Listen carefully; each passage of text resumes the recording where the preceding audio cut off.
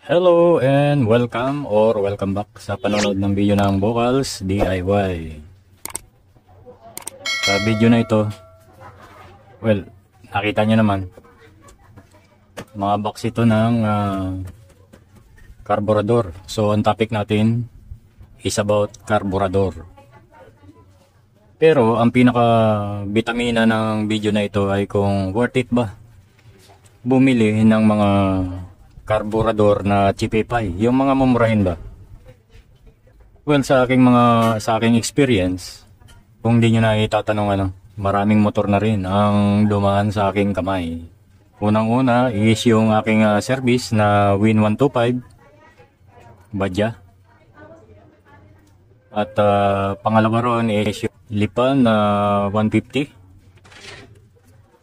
Tapos pinalitan ko yun ng Barako. Sa madaling salita, 3 barako na yung dumaan sa aking kamay. Kumbaga, kasi yung 2 tricycle ko is barako yun eh. So pangatlo itong barako na mini-maintain ko. Pagkatapos, bumili pa ako ng XR 150. Mayroon pang pinaalaga sa akin na RS 125. At yung anak ko ngayon ay mayroong Gixxer 150. So yung mga motor na yun na binanggit ko ay puro mga decarburador. Bakit decarburador? Hindi kasi ako pa ng FI. Yung anak ko nung bibili siya ng motor nagtanong siya sa akin, siyempre tatay ako. In-advise ko na decarburador at ang napili niya is Gixxer. So isa rin yun sa mga mini-maintain ko ngayon. So ang nasa harap niyo kagaya ng nasabi ko, ito ay mga carburetor. Ang isa ay walang laman. Ito may laman.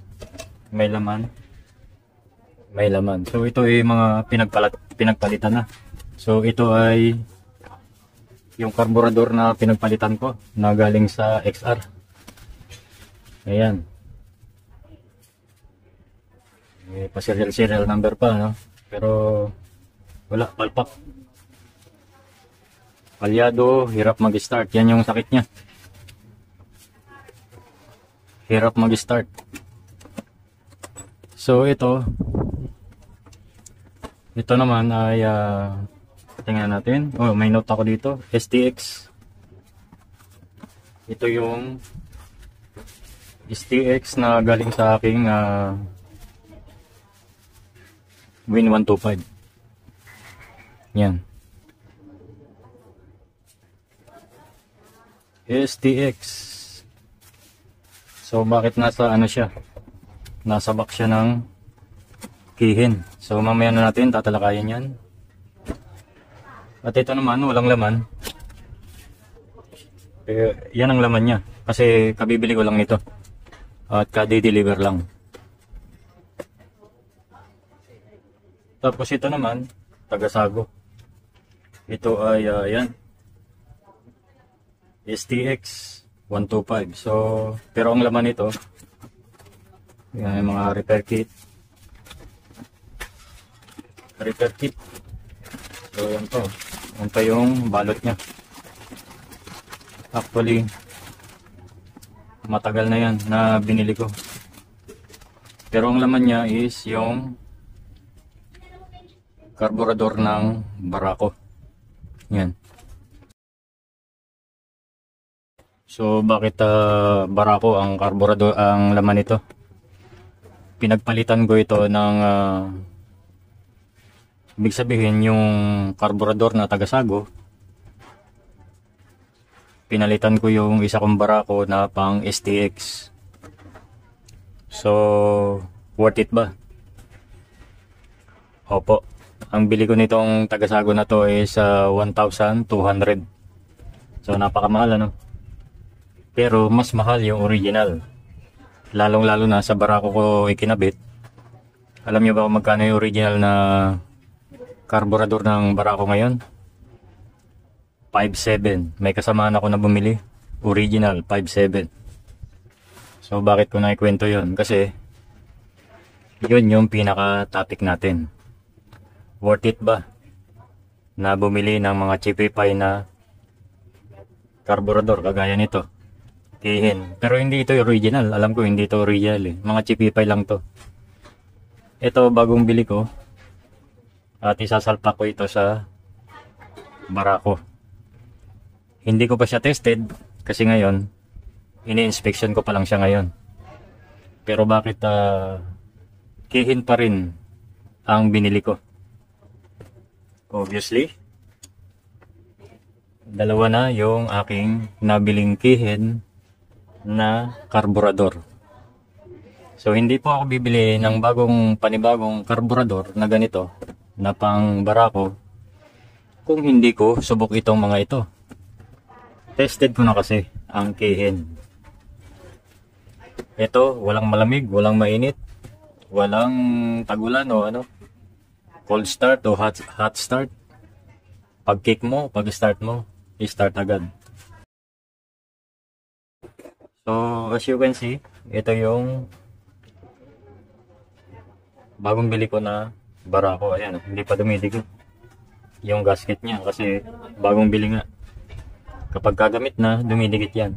Nakadikit na yan sa housing, pero tingnan nyo, ayan, nakakalas. Bago pa yan.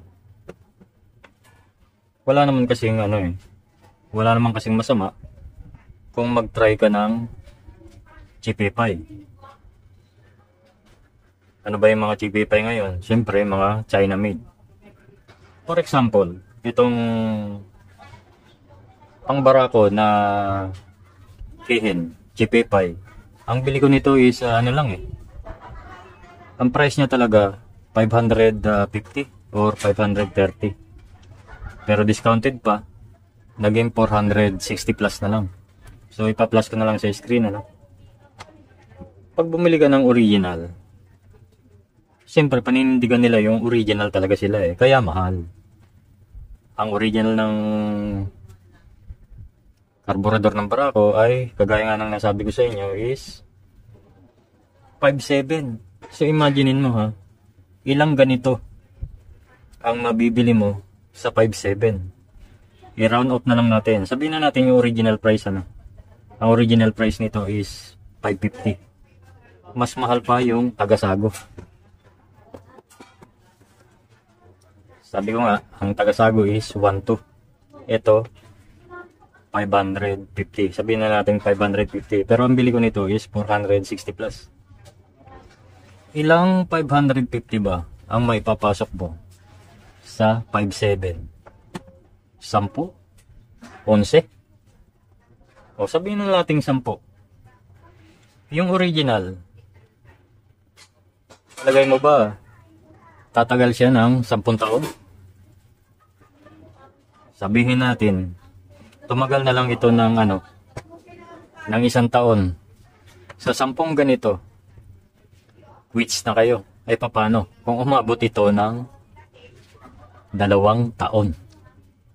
So sino yung panalo? Panalo ka syempre. 5.7 isa versus sa 10. Di ba? Logic lang yan, logic. Do the math. Pero, hindi ko sinabi na ang mga gawa ng China ay perfecto.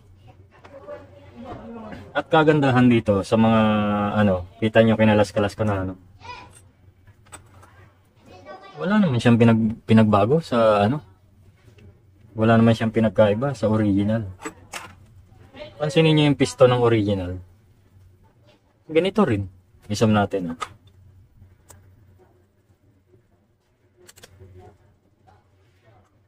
ganyan din. Yan Ganon din ang kulay. At isa sa nakakabilib, binibiliban ko rito. So, sabi ko nga sa inyo, nakakatatlo na ako na kihin. Yung kanyang yung kanyang valve sa reservoir. Ito, yung responsible sa overflowing. Pansinin nyo Yan Hindi siya rubber, yung tip. Bakal din siya. or alloy. Alloy to eh. So, itong tagasago na to, itong nabili kong mga tagasago, yung kanyang, dito yung nakasalpa ko, sa may float valve, yan, dyan. Sa ibang mga karburador, ang tip nito ay rubber. Ayan. Pero ito, bakal siya. Ayan. Yan sa nakakabit. So, imaginein mo, rubber versus alloy. Sino ang tatagal? Siyempre tatagal yung alloy. Kasi yung rubber, sa kaganon, ginaganon-ganon ng floater yan eh. Nagkakaroon kaagad ng marka dito sa tip. At kapag nagkaroon na yan ng belly, yung rubber tip na yun, prone ka na sa overflow. So yun yung experience ko sa ibang karburador, lalong-lalo na sa tagasago. Pero itong kihe na to, so far hindi pa naman ako nabibigo. Pero pipidbackan ko kayo. Nandiyan na siya? Wala pa. Okay, so ito na yung feedback. So as you can see, mag-uumpisa pa lang akong babiyahe. So ito, hugutin pa lang sa garahe.